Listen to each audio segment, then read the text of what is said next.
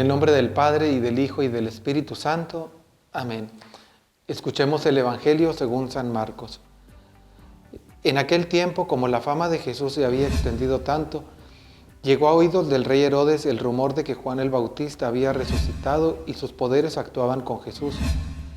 Otros decían que era Elías, y otros que era un profeta comparable con los antiguos. Pero Herodes insistía: es Juan, a quien yo le corté la cabeza y que ha resucitado. Herodes había mandado apresar a Juan y lo había metido y encadenado en la cárcel. Herodes se había casado con Herodías, esposa de su hermano Filipo, y Juan le decía: no te está permitido tener por mujer a la esposa de tu hermano. Por eso Herodes lo mandó a encarcelar. Herodías sentía por ello gran rencor contra Juan y quería quitarle la vida, pero no sabía cómo, porque Herodes miraba con respeto a Juan, pues sabía que era un hombre recto y santo y lo tenía custodiado. Cuando lo oía hablar, quedaba desconcertado, pero le gustaba escucharlo. La ocasión llegó cuando Herodes dio un banquete a su corte, a sus oficiales y a la gente principal de Galilea con motivo de su cumpleaños. La hija de Herodías bailó durante la fiesta y su baile le gustó mucho a Herodes y a sus invitados. El rey le dijo entonces a la joven: pídeme lo que quieras y yo te lo daré. Y le juró varias veces: te daré lo que me pidas, aunque sea la mitad de mi reino. Ella fue a preguntarle a su madre: ¿qué le pido? Su madre le contestó: la cabeza de Juan el Bautista. Volvió ella inmediatamente junto al rey y le dijo: quiero que me des ahora mismo en una charola la cabeza de Juan el Bautista. El rey se puso muy triste, pero debido a su juramento y a los convidados no quiso desairar a la joven. Y enseguida mandó a un verdugo que trajera la cabeza de Juan.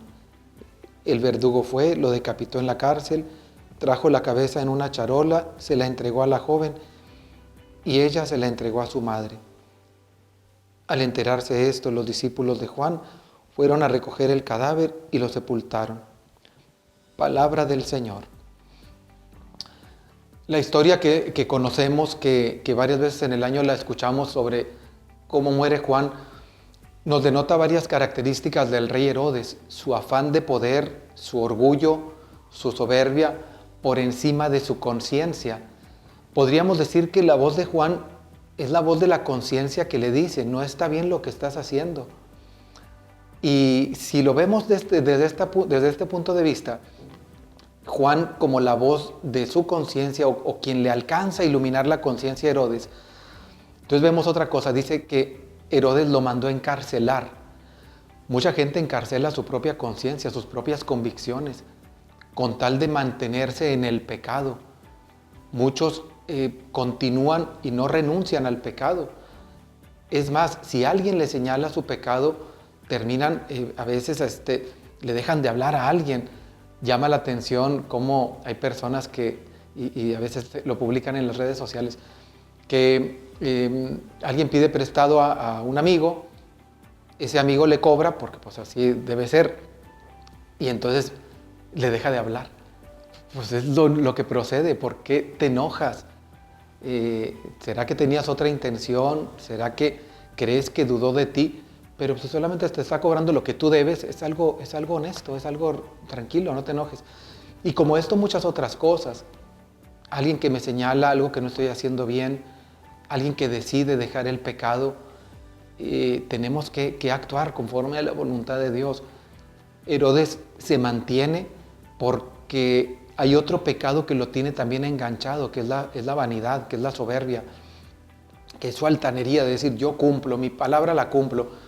Y la cumple para quedar bien con los que están ahí, no con Dios, porque su conciencia está encadenada. Al momento de apresar a Juan, él apresó o encadenó su propia conciencia y sus convicciones. Que no te suceda eso a ti, que nos liberemos del pecado, que liberemos nuestras convicciones para vivirlas en plenitud. De esa manera seremos congruentes con el Evangelio y seremos fieles a Dios por encima de la fidelidad o de quedar bien con cualquier otra persona. Con quien tenemos que quedar bien es con Dios. y la bendición de Dios Todopoderoso, Padre, Hijo y Espíritu Santo, descienda sobre ustedes. Amén.